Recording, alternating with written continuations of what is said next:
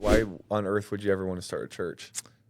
I'll let you know if I ever figure it out. It's like, because it's easy, right? It's No, like the it's easiest thing not. to do. But dude, the church is beautiful. It's so cool. Well, I'll tell you, man. I say that, by the way, jokingly, because Yeah. building a church is it's a sacrifice. Totally. It's a labor of love. Totally worth it, Yeah, but no doubt. it's a lot of work. Yeah.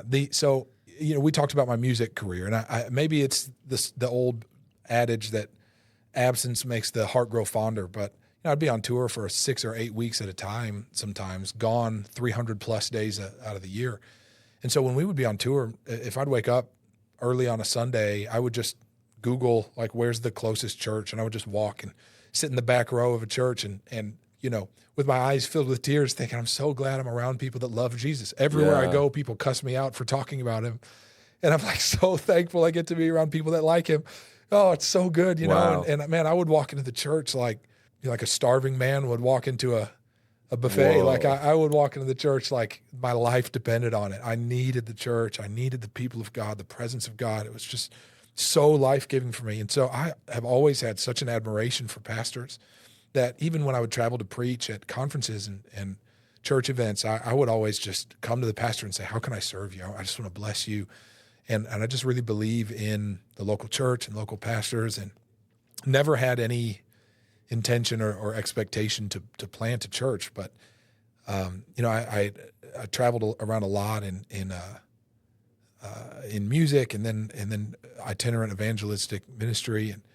And I felt like I had sort of, like, maybe 99% of the people that heard my message would be encouraged or inspired. They'd answer the altar call and they'd go home and just kind of go on about their lives. But there'd be this sort of 1% of people that would hear what I've heard people call like the voice within the voice. They would hear this permission from God to become who they've always known they were called to be. These are people that, they don't just go home and move on. They buy my books. They, watch every YouTube video I come out with. They listen to the podcast. They, devour everything. They come start driving for hours and hours to every event that I go to in their area. And there's like a kinship, It's like God like weaves our hearts together. And so I was sitting on the floor in my spiritual father's church in 2018. We were praying. We have prayer every Sunday morning there. And I was just in there praying. And I just heard the Lord. I wasn't asking for a calling.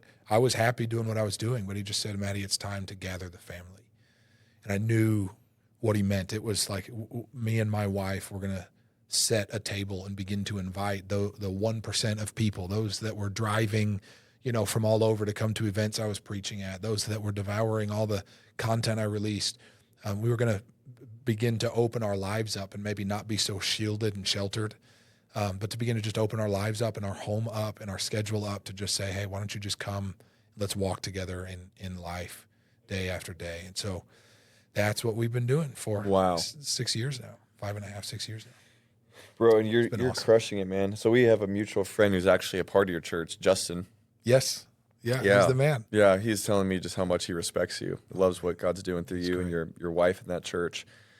And it's cool. Like, you guys have some really neat stories. And maybe I probably won't ask this question in the most eloquent way, but I want to like talk about stories, and then I want to talk about some church philosophy with you, because when you think of the word ecclesia, right, the church, like, you tell me, you're I think you're way more learned than I am. So what does that word actually mean, ecclesia? Yeah. So ecclesia, it practically speaking just means gathering or assembly, but there's a historical context that I think doesn't convey a lot to the modern world. So the ecclesia, the way that Jesus uses it in Matthew 16, he says, on this rock I will build my ecclesia, my church, and the gates of hell will not prevail against it.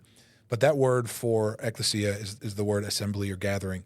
But the Greek Empire would do this, and then when the Roman Empire arose, they adopted the same practice. And what they would do is when they would conquer a nation or a region, they would establish an organization in that region called an ecclesia. And the job of the ecclesia, it was an assembly of Roman citizens that would move into, say, in Jesus' time, Jerusalem. So there would have been an ecclesia, a Roman ecclesia in Jerusalem. It's an assembly or gathering of Roman citizens, and they would be sort of the role of the ecclesia would be to help transform the culture of Jerusalem or the Judean area in which Jesus ministered to look more like the culture of Rome.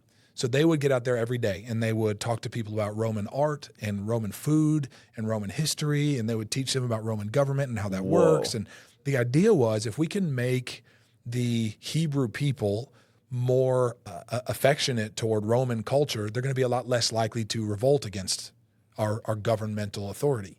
And so if we can make, Israel, the nation of Israel, look more like the nation of Rome, then they'll be able to integrate into Roman society better. So interestingly enough, just as a side note, there was one person whose job it was to oversee the operation, the function, the outreach of the ecclesia. That person was called an apostle, sent one. Yeah. And so you have, I think probably the closest thing we have today would be an embassy and an ambassador. If you enjoyed that clip and you want to watch another video like it, you can just click right over here. Or if you want to see my other channel, Directed Life, full-length interviews and really deep conversations, you can click over here.